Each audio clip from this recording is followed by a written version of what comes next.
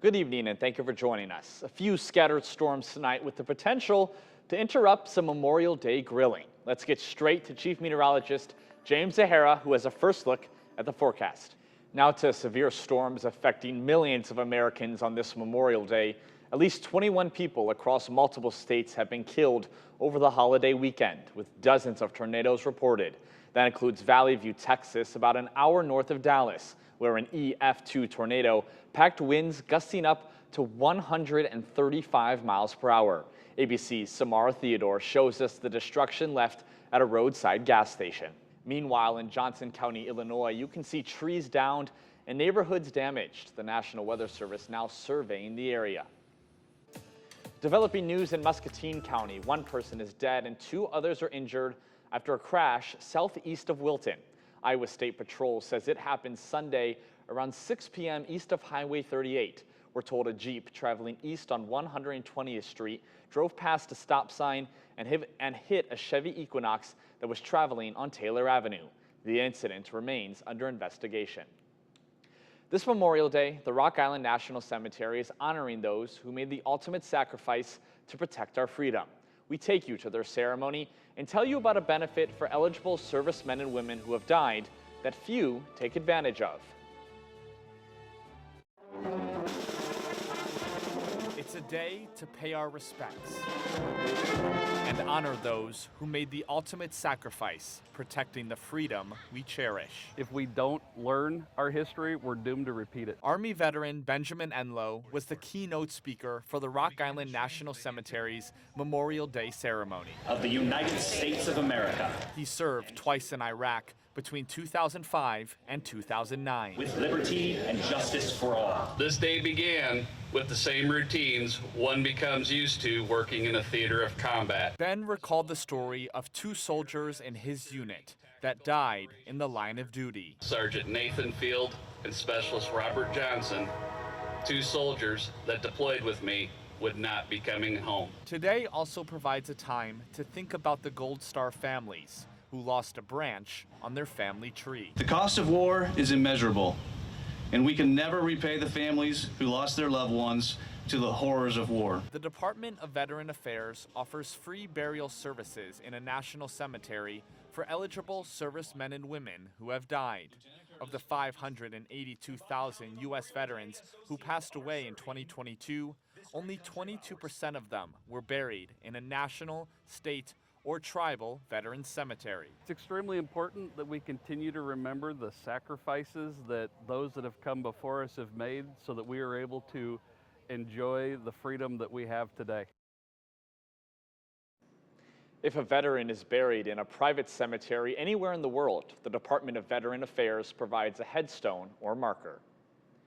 In Your Voice, Your Vote, presidential hopefuls are using the Memorial Day holiday to deliver campaign messages. Today, President Joe Biden attended a ceremony at Arlington National Cemetery.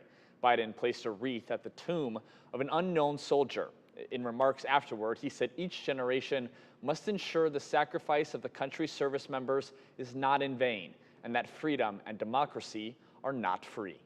Every generation has to earn it, fight for it, defend it in battle between autocracy and democracy, between the greed of a few and the rights of many. It matters. Our democracy is more than just a system of government. After a Truth Social post remembering fallen soldiers, former President Donald Trump lumped his legal cases into a Memorial Day post, writing, quote, "Happy Memorial Day to all, including the human scum that is working so hard to destroy our once great country."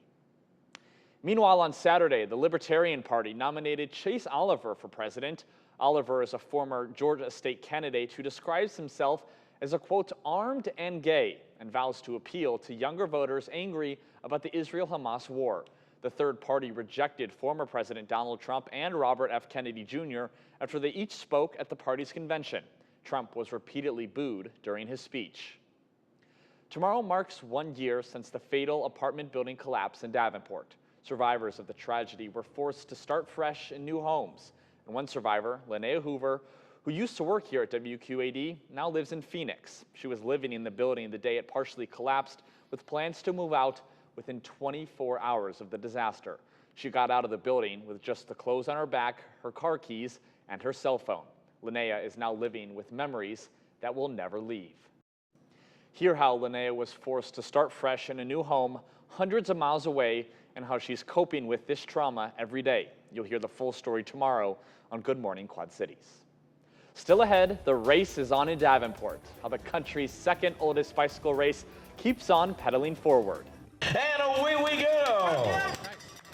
This year marks the 57th Quick Star Criterium. Community members gathered in the village of East Davenport to support racers. There were 250 participants and more than a dozen races for all skill levels. The Criterium is the second oldest race in the country, and it may be old, but participants can be as young as only 3 years old. And that's the highlight of the day because it brings the whole family out. And James, today's weather for the event, almost too good to be true with the storms we've been having recently. Well, at least for today, I mean, the storms have been mainly out to our west, so not just the Criterium going on, but other outdoor events going on. The public pools have been jammed. The ceremony at the Arsenal. They are, Great. yeah. I mean, it's been fantastic weather, but as far as those evening outdoor plans, I think some of our hometowns are going to be interrupted just a little bit, unfortunately. That's on Tuesday. And that's why you're one of the best in the business. Technology issues, James doesn't sweat a beat, still gives us all the weather we need to know. I've been doing this for so long. He's a pro's pro. Thank you, James. You got it. And as we come up on 1 year since the Davenport building collapsed, the families of the men who died are still working through healing. Ryan Hitchcock, Daniel Preen, and Brandon Colvin all died in the collapse. The Hitchcock and Preen families tell us their emotions change day to day, but they're holding on to the memories that they have. Coming up, dozens are dead in Rafah after an overnight Israeli airstrike caused a fire in a refugee camp, while Israel's prime minister is admitting a mistake was made in the airstrike.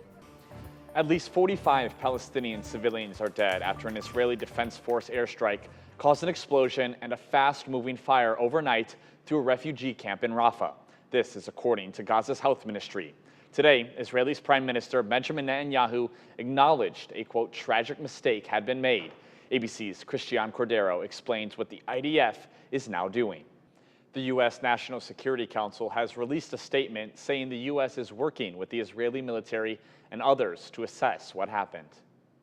A Papua New Guinea government official says more than 2,000 people are believed to have been buried alive by last Friday's landslide. The new estimate was announced to the United Nations while formally asking for international help. The remains of only 5 people have been recovered today. The disaster struck after the side of a mountain came down in the early hours of Friday morning when the small village of Yambali was asleep. In another mid-air scare this weekend, a dozen people were injured by severe turbulence during a Qatar Airways flight Sunday. Officials say the flight experienced the incident on its way to Dublin, Ireland from Qatar's capital. The flight went on to land safely at its scheduled time. Qatar Airways says the incident is now under internal investigation. And this comes days after a British man died of a suspected heart attack and dozens were injured when a Singapore Airlines flight hit severe turbulence. Coming up on News 8 at 6, a date at State. A trio of area softball teams spent Memorial Day looking to punch their ticket to Peoria. A crazy finish for Ridgewood and more Elite 8 success for Rock Ridge. Full coverage of it all tonight at 6 in News 8 Sports. And finally tonight, the world's tallest digital American flag is lighting up a 60-story skyscraper in downtown Miami. Check this out. You're looking at the country's tallest LED animation lighting system. It adorns the Paramount Miami World Center skyscraper, which is a residential building. And a dozen technicians spent 3 years designing and installing the system. It uses 5 miles of wires to light up more than 13,000 bulbs. And the cost? Well, $3 million, but the electricity bill for one night's display is only $34, which is kind of surprising to me, James. What a deal. What a deal. You can't beat that. $3 million to build, $34 a night. There you go. Yeah, things just balance out. Exactly. I tell you.